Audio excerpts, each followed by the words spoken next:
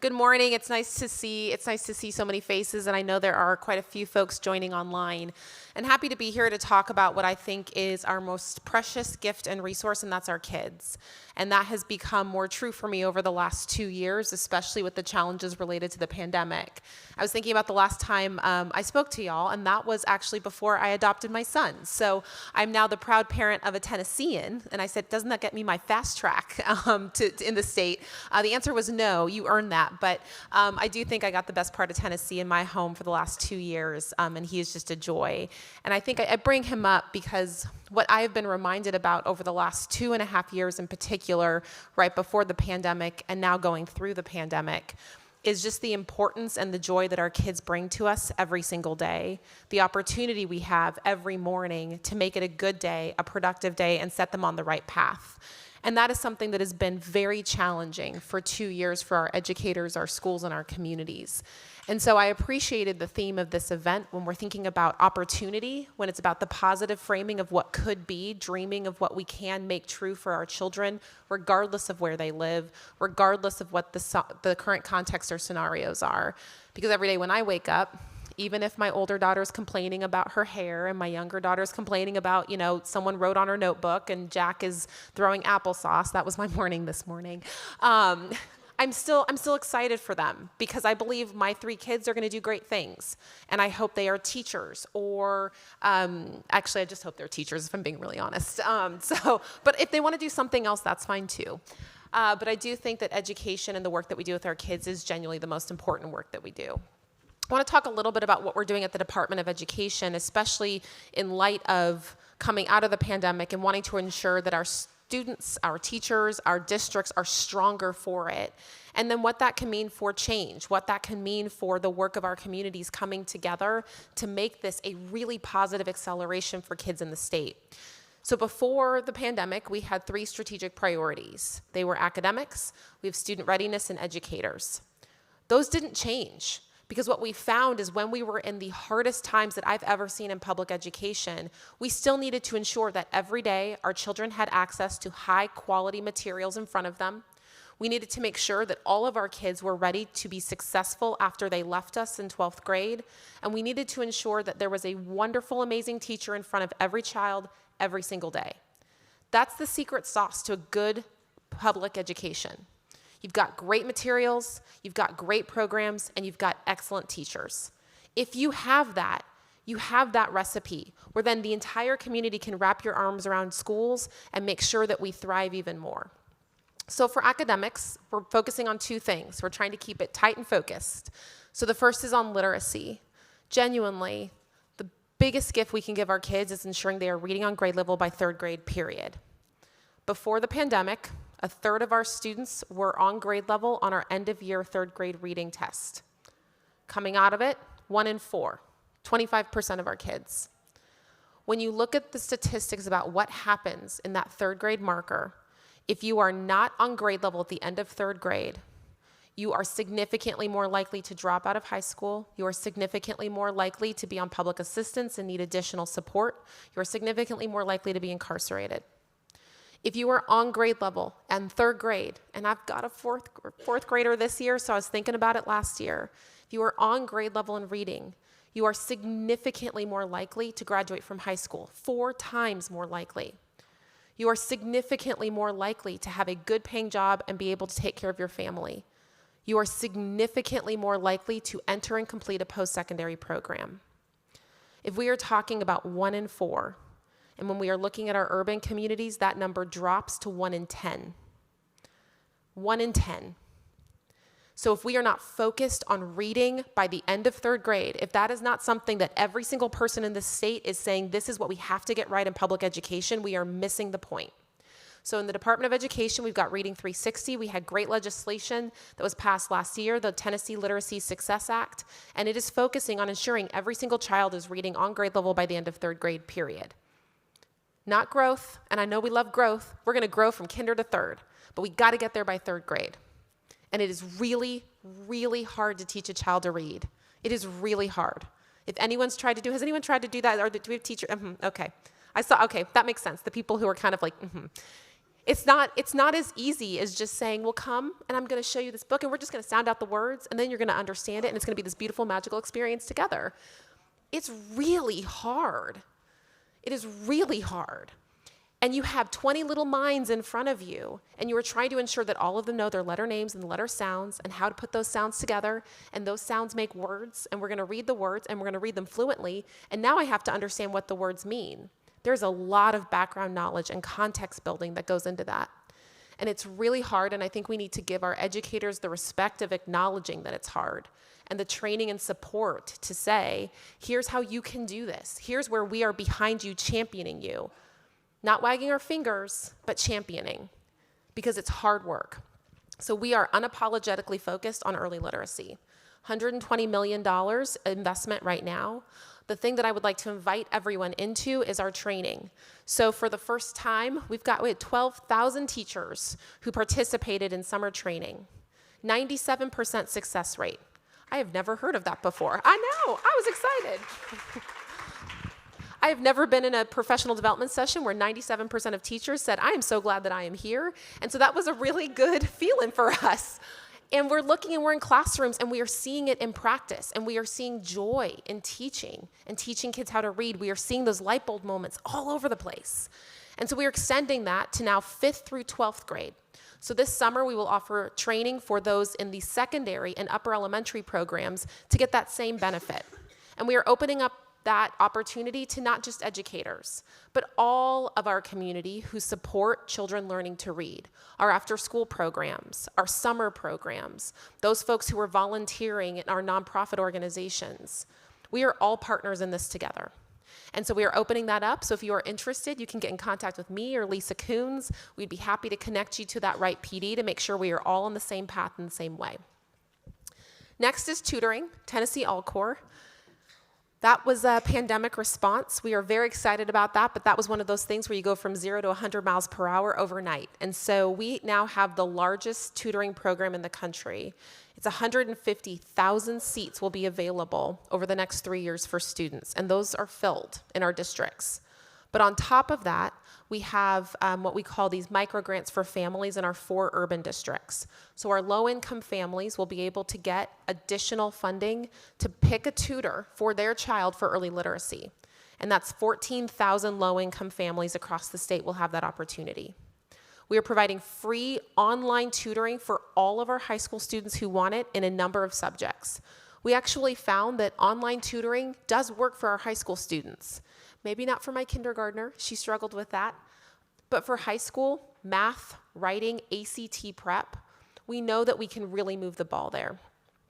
The next is on community grants. That is out, so anyone who is interested, we are offering millions of dollars in grant opportunities for community organizations to get funding to provide high-dosage tutoring to students in after-school programs and in summer programs. What we've seen is if you have students, 3 in a group, 30 minutes at a time, twice a week, the research shows that they can reflect significant growth over time. If you just focus on one subject area, twice a week, 30 minutes. You have someone you trust giving you that instruction. You're able to really engage in just-in-time instruction, meaning I'm ready for my lesson tomorrow, and I'm getting that over time. We are already seeing the benefits of that in literacy. So this year, some of our early adopters, we are seeing kindergartners and first graders who are showing 175% more growth than their peers. It's a really good opportunity for us to invest in kids. So that's what we're doing with academics. With student readiness, because I love the little ones, it might just be because I've got little ones at home, but I started out as a high school teacher. I apologize to my students. I was a much better elementary school teacher. But in high school, we are trying to innovate and think differently about what high school can be. I think many of us went to high school and you sit in desks in rows, and there's a teacher in front of you, and you write essays, and you respond to things in large books, and it is a very interesting, wonderful experience. I loved high school. And it's a very different time. Our kids are on phones and social media, God help us all, and they are doing all sorts of things, but they want hands-on real experiences. And so what we've seen is that when we offer that, kids will show up.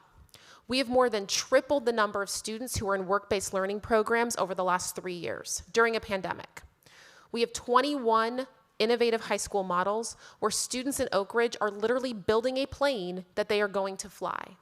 I will not be joining them on that journey, but I will be watching and waving and saying, you know, all the things are signed and everyone's good and safe. But they are building the plane, right?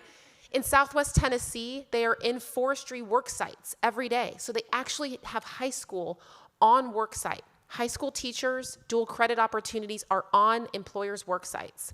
So students are taking those classes the first half of the day, and then they are going to work sites in an apprenticeship model.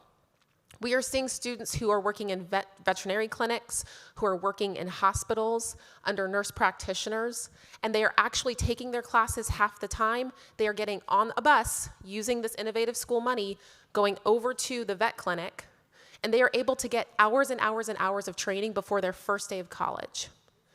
Think about that if you were a high school student. I fought the teaching urge. I fought it for a long time. I did. But I wanted to be a pediatric surgeon. That's what I had decided I wanted to be. I don't know why. No one in my family's a doctor. And I got that one opportunity. It was just one day in school. And I remember the requirement was you had to go and shadow someone in that job. And I lasted 30 minutes, 30 whole minutes. And then I realized, no, I like kids, but I don't, not like that. Like, I want to be around them when they're like jumping around and like, you know, blowing their nose on my skirt and reading to them and all the beautiful, wonderful things that little kids do. And that was a really important moment because I would have just kept going down the same line because that's what I decided to do and that's what a high achiever does, and you just do the thing. But just that one day made a difference. So imagine our students who get that career exploration opportunity in middle school and they figure out who they want to be and what they want to do. Imagine if in high school, they're getting hours and hours and hours of support, and they're able to actually study under people doing that work every single day. High school can look different. If we are about change and opportunity, let's take advantage of that now. The governor's proposed $500 million, $1 million for every high school, $500,000 for every middle school to create these programs. To be able to say, no matter where you live, Lake County, Memphis, Perry County, Jackson County, Johnson County, Hamilton County, no matter where you live, every single student deserves to have the opportunity to participate in programs like this. So $1 million for every high school to create these innovative pathways, $500,000 for every middle school for career opportunities, and to build down CTE programs to start a little earlier. I'm really excited about what that can mean for our state and what that can mean for our students being ready. One more data point on this, just to give you a sense. Right now, the number of students who either hit ACT 21, which is college ready, or complete a Tier 2 or Tier 3 industry credential, which is a highly competitive credential, workforce valued. If you are low income in the state, it is 6.93% of kids. We have got to invest in students, and we have got to invest in opportunities. And that takes all of us coming together to bring our resources, our energy, our excitement, our programs to help our kids achieve. And the last thing is our third priority, which is teachers. None of this happens if we don't have great teachers. And we have all heard about the teaching crisis that we are facing as a country, and it is real. And I think the pandemic has accelerated what we already knew to be true, which is that 1/3 of the existing teachers in our state are retirement eligible. 1/3. It's one of the highest percentages in the country. We do not have enough teachers in our pipeline, and what we have found is there are a lot of barriers to becoming a teacher. Some of those are financial, and frankly, some of those are also how we talk about teaching and education and public schools and the profession. I'm a teacher, my sister's a teacher, we both married teachers because my mom's a teacher, and she said it was the greatest thing that has ever happened in the history of the world. Genuinely. So much so that every single summer, she said, we are all going to do summer school together because why would you not want to be in school every moment of every day? I do. And so you're going to come with me on this journey. And that's where we were every single summer in her classroom because she loved what she did. And she said, and you have to be here. And it's that moment, and I certainly don't remember, but there are pictures of her when I'm 6 weeks old and she's rocking me under her desk because she was a single mom. And you could do that back then. You know, things are different. But she brought me into her classroom. Room 16, Del Paso Heights Elementary School. And I was there every single year, all the way through high school, with her, seeing her love of what she did. and the way that people talked about teachers, the reverence that we have for public educators. I don't know where that went, because when I'm in classrooms, they're amazing.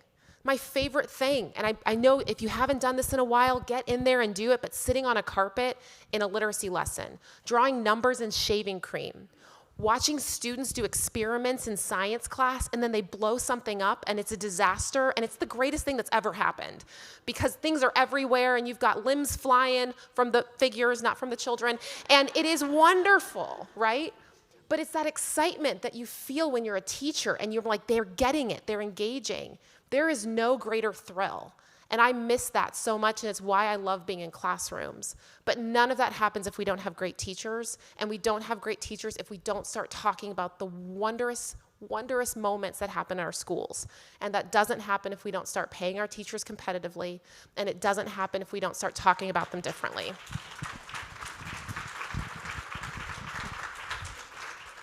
And I know it's about money. I know. And we're working on that. Slowly but surely, we're working on that. But we have got to do more. We've got to do better.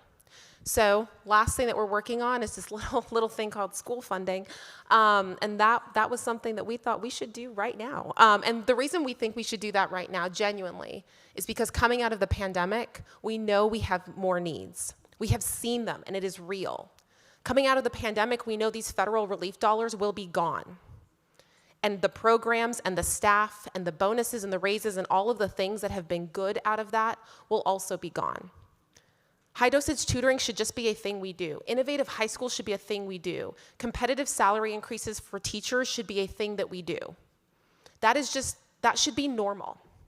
There should be a counselor for students who need it. That should just be a thing. There should be a nurse for children who need it. And it should not be their classroom teacher. And so part of what we want to do in the formula is to say, how do we better fund our schools in a way that is strategically aligned to the needs of the students that we serve?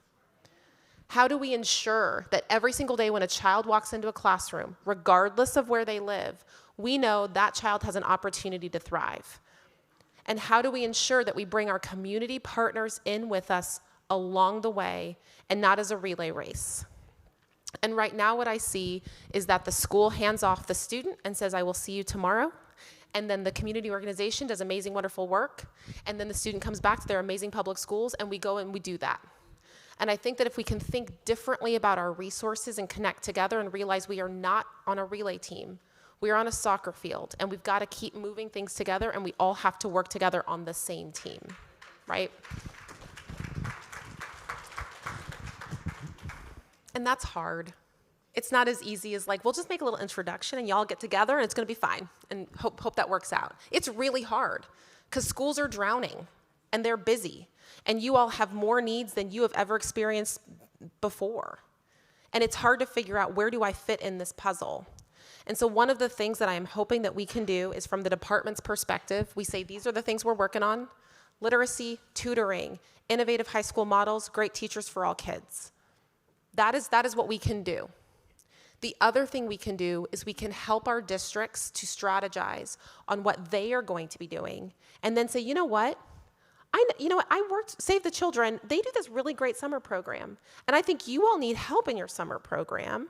And so maybe we could get together, and you all could get some support here, and there's funding here, and let's try to connect the dots.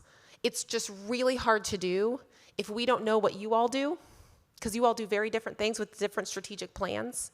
If the district doesn't know what you all do in your communities, or if you don't know what the district is prioritizing. So part of what we hope to do with a new funding formula, if it passes, what we hope to do with some of our additional community engagement, and Amy is amazing. If you have not met her, her job is to make sure to connect these dots. So we will give the information about Amy. But it is to say, here's what the district is focusing on in your area. Here are the things that are in your strategic plan. Here is where you guys can connect. And here is grant funding that will actually help you do that.